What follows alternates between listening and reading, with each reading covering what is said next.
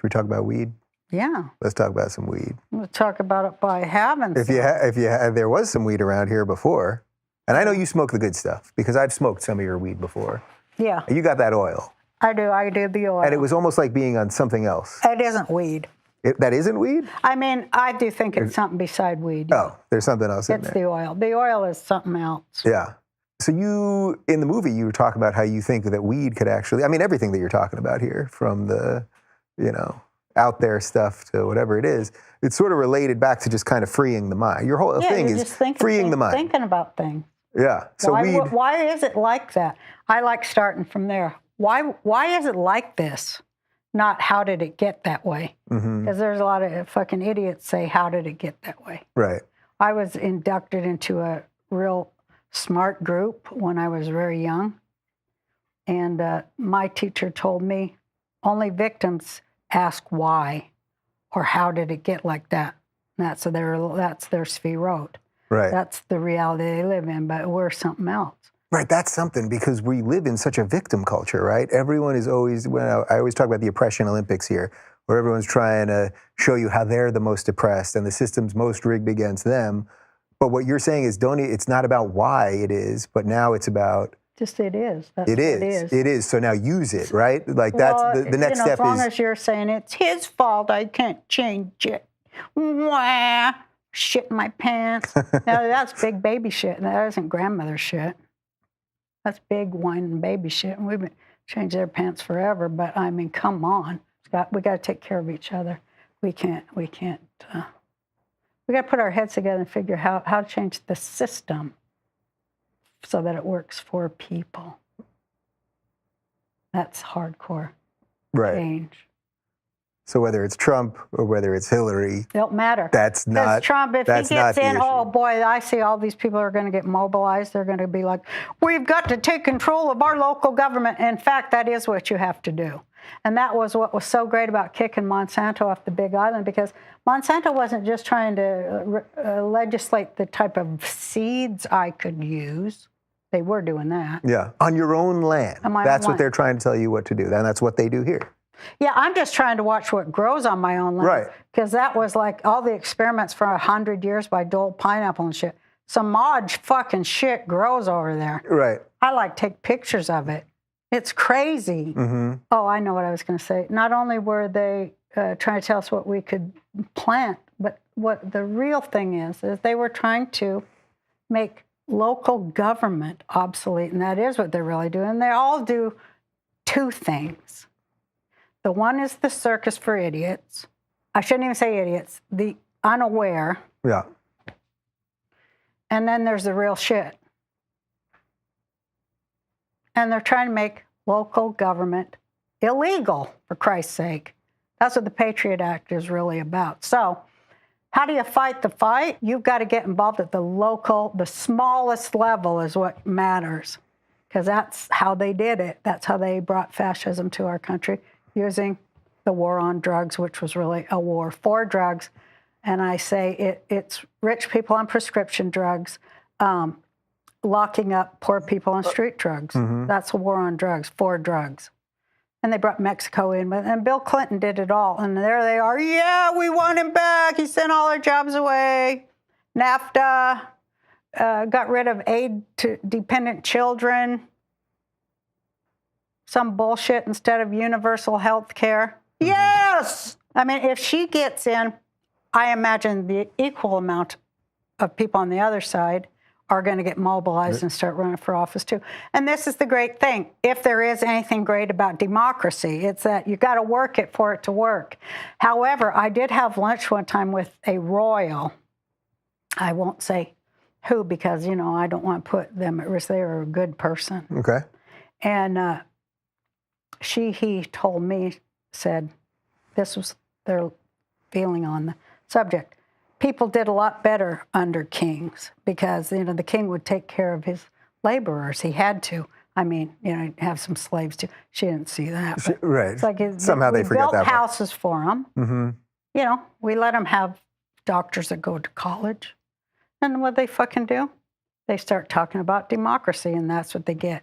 And was it Victor Hugo said, democracy is 2 wolves and a lamb deciding what to have for lunch. So it's the wild, wild east and west, but there is a political compromise in between the two, and that's what I write about.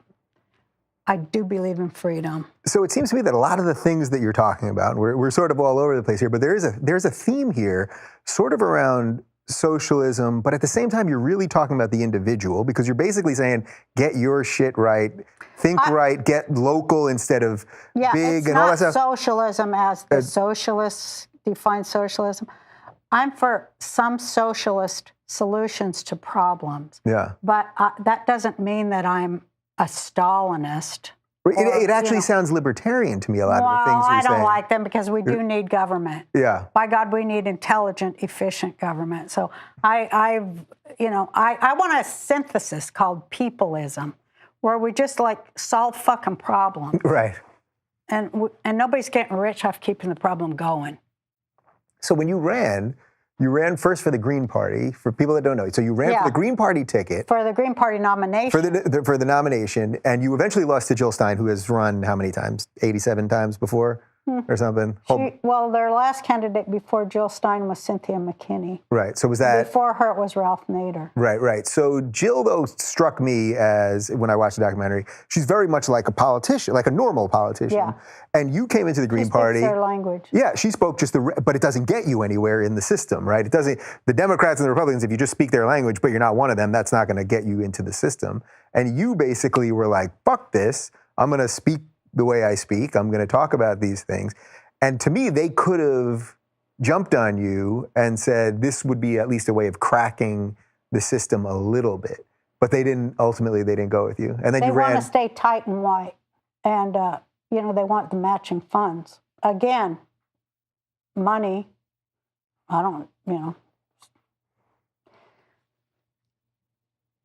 On the local level, I'll say when I ran, I did get the nomination of the Peace and Freedom Party, and I was very excited because they were a real socialist party. But then when I asked people to do work for free, they got really offended. And they're like, well, I got to make money for that. And I said, you don't get paid for being a revolutionary in my campaign. You do it because you have to do it. You don't do it for a job, because those people always sell you out. I want a true believer's fire in the bellies. I got a few of them and made it to 3 ballots because of them and the work they did. They got out there and got the signatures. And you got like the 6th most amount of votes, right? Yeah, which is no small feat. 3 states. In only 3 states. Yeah. It only took 3 states to put me in 6th place out of 50 candidates. So I thought, these are some good things that people who come after can probably Kanye West will be doing it in 2020. Roseanne Kanye, I could see it. Do you think we have a chance? Do you think we have a chance to get out of this freaking thing? So I get what you're saying. There's goodness coming. People are waking up. And then you're also talking about a lot of bad stuff. But in just terms of the political stuff, you think there'll be a chance? Like, could somebody actually good do it? Well, I did it. Yeah, but can someone break through? Can I break through? That's the question. Can somebody, we can break through in our own ways. Can you do it? Me. Yeah, you're going to do it? I'm right here. You're going to run in 2020? Is there anybody else but me? No, there isn't. And that's what really fucking pissed me off, because people are like, oh, she's doing it and everything. And I wanted to show, hey, what if you really run for the values all of America says they believe in? They're going to vote for you? No. But that's disturbing, because that's just nothing but dirty mind control. And when you sit in front of people, yourself included, sorry, and you say, no, I have the answers. I put a lot of thought into how we're going to live through the collapse of capitalism. And show me one other candidate who's saying anything like that. And there isn't any. And then they go, well, is there a chance somebody could say something? And I'm saying it, but because I think it's because I'm a woman. I do. And hot. And I'm just too fucking smart. People can't accept me. I can't be responsible if people don't want to hear it. I had to really separate out from that. If people don't want to hear it, fuck them. No, I don't think that there's any hope that we're going to live through this shit. No, I don't. I think there's an infinitesimal I think it's 99% that will all be dead within 40 years and the earth with it. But I think there's a 1% chance that if we were to start taking care of each other and valuing real shit, like each other's lives, and getting food to hungry kids and stopping all this bullshit, if on the offhand chance we would ever do the right thing just this once, I have great hope that it would save everything. I'm just so proud that I think that I wrote the words that kicked Monsanto out of Hawaii. And I know that to myself that I did that for my grandkids and other people's grandkids. And so you did. I just want to do what's right for kids, and I'm not going to stop. Yeah, I mean, I think if I know anything about you, it's that you won't stop. That seems so obvious to me, just knowing your history, which we barely touched on, and then everything with the show, and then everything I know about you now. Like this is the stuff. Like it's not like one of these people that come on shows or they talk one thing and they're living something else. I've never seen you sort of. I've been there, done that. I did that. You did that. That was the worst part of my life, where I like totally went, all right, let's do this. Woof. Yeah. I don't ever want to go there. Yeah. Was that like at the peak of your fame? Was that was that time? Yeah, that was some isolated. Woof. Yeah. That was really isolated. Give me like a minute of that. What's that like when you at that point you were making God knows how much money and $1 million a week. I mean, right? So $1 million a week. That'd be like working. That wouldn't even be Beyonce lunch money nowadays. Right. She makes that. But it was pretty good for back then. It was the highest. It was pretty paid right. TV You knocked Cosby off #1. You basically took full control of the show pretty much, although you were fighting with executives still and all that stuff. But what was that, when you think back to that period of your life, when you had that much power, we don't have to talk about the national anthem thing, but the president of the United States said that you were despicable. Well, that was after the anthem. Right, okay, so, but at that, started right. That was the downs, that wasn't here. Right. Here was. So what was that? What was that like when you think about it? Like what was it like to be that much of a sort of cultural force? It was really lonely. It was scary, lonely. Yeah. Psychopath, fucking vampires everywhere. Yeah. Scary, lonely, real isolating, lonely. But that's not where you want to be if you're a comic. Yeah. I mean, we're loners, but we always need somebody to, be real with. And that's just how it goes. And I see it, I lived through it. That's how I look at it. And a lot of other artists, they didn't live through it. A lot of comics nowadays, great comics, they're not living through it. They're homeless. They don't have no teeth. They were great comics. Nobody gets paid for comedy. Nobody gets paid. And there's no retirement or nothing. Is there like one moment that you regret in this chaos of that time? Nothing, right? No, because it's all like, shit, I can sit all day and think if I want. And I do love it. And read all day and fucking lay in bed and not take a shower for 3 days and have a stack of magazines and somebody to bring me food. Linda, could you bring me? It's just great. Right. And you can fight with people on Twitter. That's pretty good. Yeah. I got into that Twitter thing. Yeah. I tried to ingather like-minded folk. And I think that I've introduced maybe 20 of them. So that was worth it. I think you got a couple people. I like introducing smart people to other smart people, and then they do something. Mm-hmm. And, never call me again, but, take me out for dinner once a year or something. Don't ask me if I can shepherd your way through. You're two young people with good ideas. Fucking make something happen. Leave me. Just, make me proud of you. I like introducing young people that take action. I'm proud of them. But, I want to just lay in bed and watch my murder shows. And go to Costco and get the samples. I know you like that, too. I love it. It is so awesome. You do love it. Every time I'm having a sample at Costco, I think, Roseanne loves this. Oh, God. And they're good. That's pretty good, yeah. They're real good. They're just handing out food. Shit, that's great. Yeah. They should start sampling the wine too, I think, but they never do that. They never do that. You can't get drunk and be riding one of those giant carts. And, Oh, those people are all drunk. yeah. That's what I think. Yeah. So I want to ask Sobering you. up. Because one thing that you were sort of hitting on, that I've talked about for a long time now, is what I call the regressive left. These people that are on the left that don't actually stand for liberal values. You call it the fake left. Yeah. And I saw you talk on Twitter probably 2 years ago, before I was really on this thing about the regressive. You would always be talking about the fake left. Yeah. So when did you realize that there was When this? I ran for Green Party president, when I saw, oh man, these guys are all rich. They're just wanting matching funds so they can go to soirees and cocktail parties, and shit. Ugh.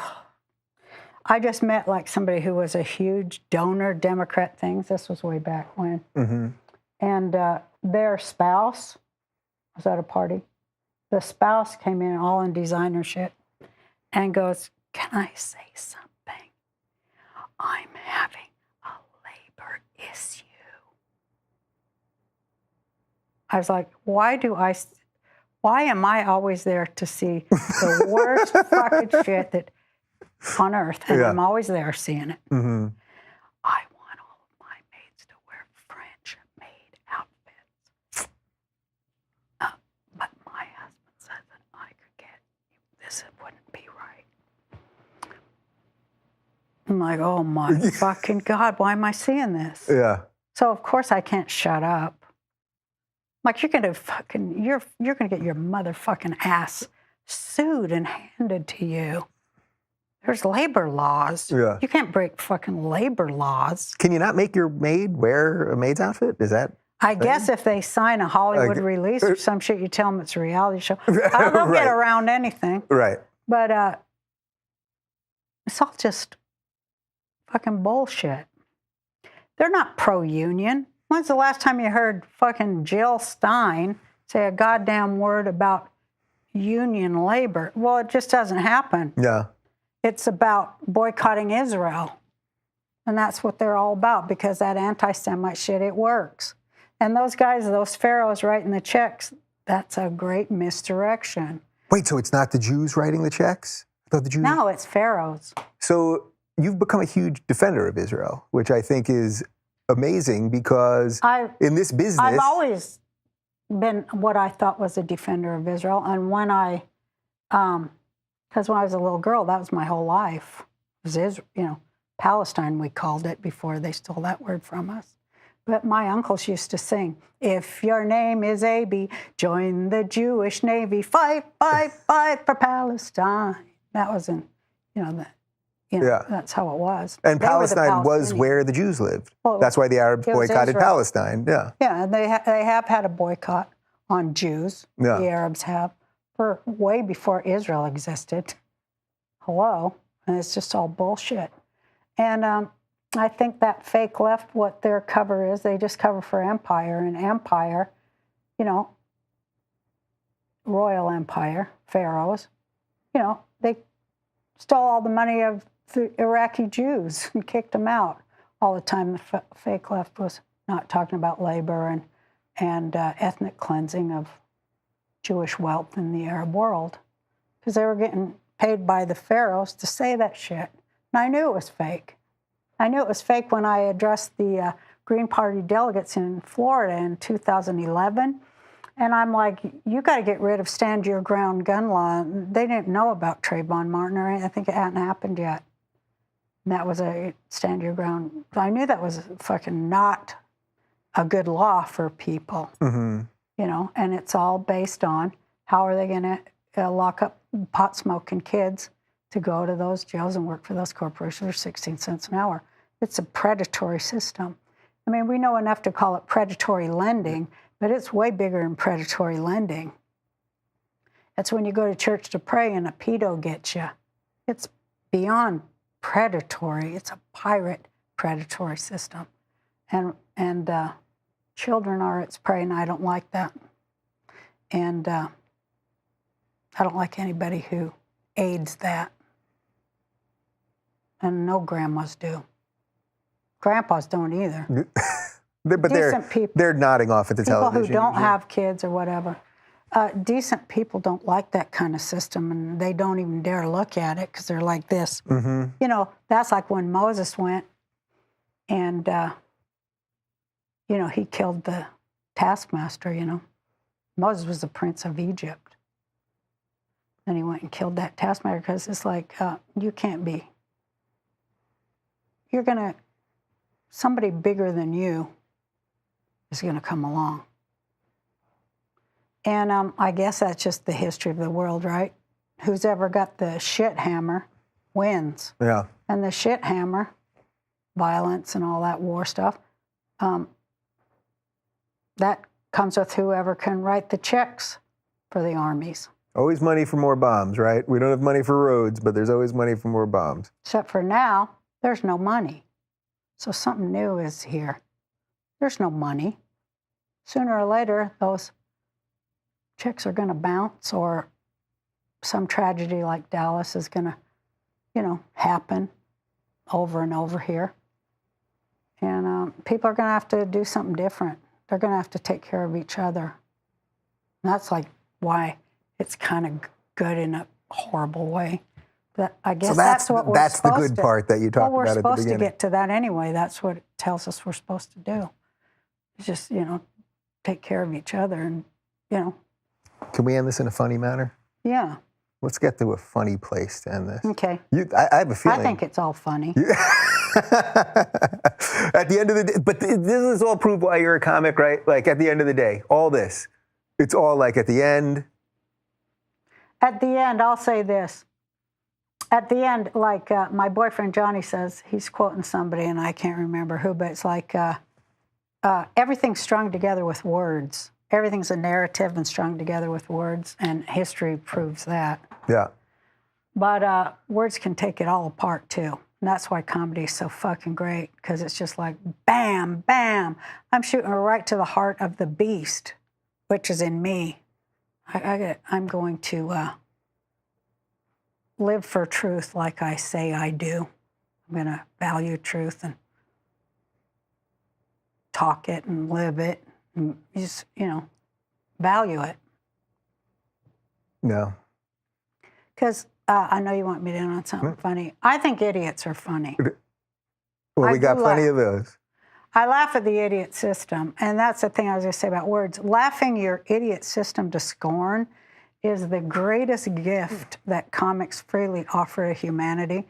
And, you know, like I said, Doug Stanhope, anybody who's funny or saying anything real, fucking go see them, support them, say, go further. We want to hear more. And fucking start laughing the shit to scorn, because it's just fucking ridiculous. It's ridiculous that it doesn't work and that it's like as stupid as it fucking is. All right. Uh-oh. Well, listen, I have a Spilled all feeling.